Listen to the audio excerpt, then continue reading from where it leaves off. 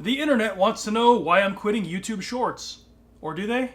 YouTube Shorts launched mid-2021 to try to compete with TikTok. I was getting spammed all throughout 2022 with ads from YouTube Creator Studio trying to get me to add shorts to my channel's output. Although I kind of detest vertical video, and it would be hard to conform my style of videos to a vertical format, I thought that there might be a benefit to my channel. As I've said before, I have a day job, and that doesn't leave a lot of time for my YouTube hobby.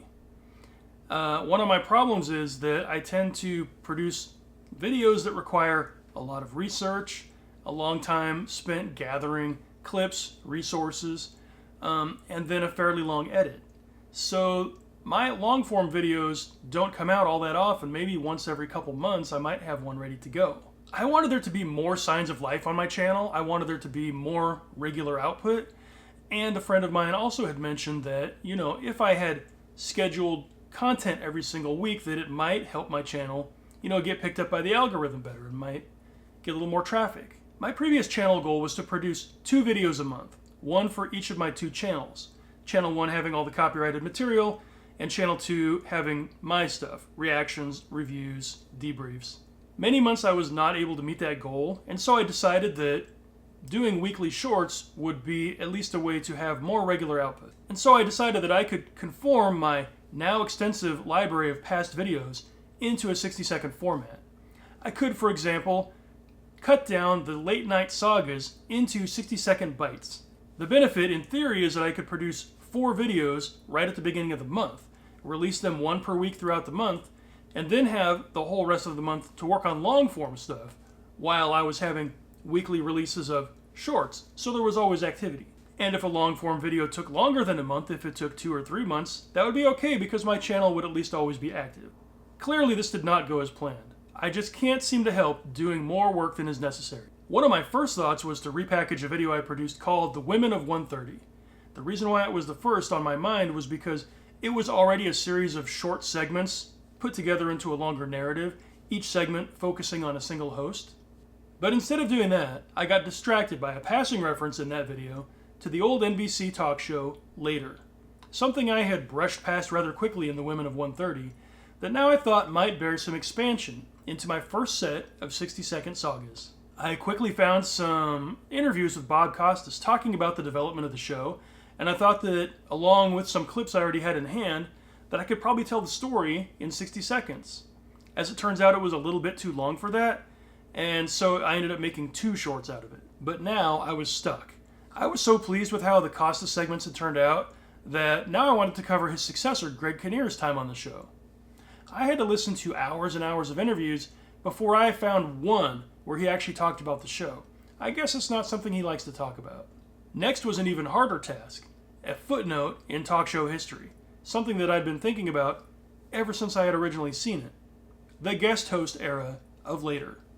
This is a show that ran for 4 years without a regular host, guest hosts every week, which is, I guess, proof that if a show airs late enough at night, that it can practically host itself.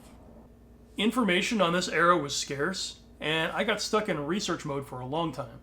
While the Costas and Kinnear eras had episode guides and guest lists that made it easier to search for clips on YouTube, the guest host era had no such list. So now, just like with my Tom Snyder project, I was back on newspapers.com looking through old listings, trying to build my own episode guide. Now that I knew what hosts and what guests to search for, it became a lot easier to find clips. But I spent probably a month working on just this one YouTube short, so the idea that I was actually saving time for other long-term projects was not really true. Capping off the Later videos with a revisit of the Cynthia Garrett era was also frustrating because I could not find a single interview with her where she was talking about her time on the show.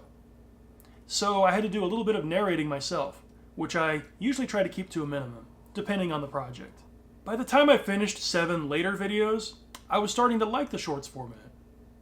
The 60-second time limit is, to quote Captain Picard, a crucible which burns away irrelevancy, leaving behind a pure product, for all time.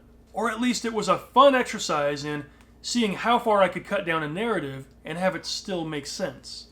It turns out that a lot of stuff that I thought was necessary to tell the story, in each case, was not necessary. In In fact, I may have enjoyed the shorts format so much that I kind of found it hard to let go of. My second set of shorts was an abridged version of the Colbert versus Corden video that I had produced back in July of 2022, which was struck down by the copyright bots. I thought it might be a good use of the shorts format to revisit old videos that hadn't quite make it with some edits they might be able to pass this time. It also made me wonder if the YouTube Shorts even has a copyright filter. I have seen a few pieces of music or show clips that I know got blocked on my YouTube video that were allowed to pass through the shorts. Colbert v. Corden also ended up taking 2 shorts to tell the story. For some reason, part 2 got like 20,000 views, where part 1 only got 2,000. Most of my shorts get between 500 and 2,000 views. They seem to get a lot of activity the first couple days and then flatten quickly, whereas my longer form videos are a much slower build but seem to sort of gradually rise over time. Next up, I revived the Conan O'Brien, Brent Spiner South Park video into 3 shorts, as befitting its Rashomon nature. I started to realize that I could take any single idea out of a longer form video and turn it into a 60-second short of its own. The original video was shorter than Colbert v. Corden, but it worked out into more shorts because there were more kernels of ideas to explore, or at least more perspectives. These were probably the fastest to produce, which is why I had time that same month to produce my Jack Benny review, which is one of the last long-form videos I did until the Conan Legally Prohibited Tour Memories recently. And this is also why I started to think that this concept might work. If I could get all these shorts done in a few days, and then I'd have the rest of the month to work on something else. But I think this was probably the last time that actually worked out. One pair of videos I did a few years ago that didn't turn out that well were the impressions of Tom Snyder. As I was going through Tom Snyder's catalog and trying to find all of his episodes and make an episode guide, I came across Saturday Night Live's Dan Aykroyd's impressions of Tom Snyder and other cast members' impressions. Joe Piscopo is the other main one. And since none of them were on YouTube at the time, I decided that since I was able to find them and download them all, that I would post them on YouTube. But they all got stricken down pretty quickly. I think this is right around the time when Saturday Night Live started really working on their YouTube presence. Before that, their clips were hosted on NBC.com, and I think that kind of went away, and they just started to focus on YouTube. I don't usually try to pull entire original videos and just post them. I try to do re-edits, and I try to bring something new, so I wasn't all that disappointed when they got stricken down. But now that I was doing shorts, I thought that what if I could condense these into shorter versions and do a little series of them and see if they could live on as shorts. And once again, they were able to pass all the copyright bots, whereas the original ones were all stricken down. But again, this is where I went from repackaging old content to creating new content in the shorts format. I thought, if I can do impressions of Tom Snyder, I could do impressions of Johnny Carson or Letterman or Leno. I took the entire Late Shift movie and condensed it into a series of shorts.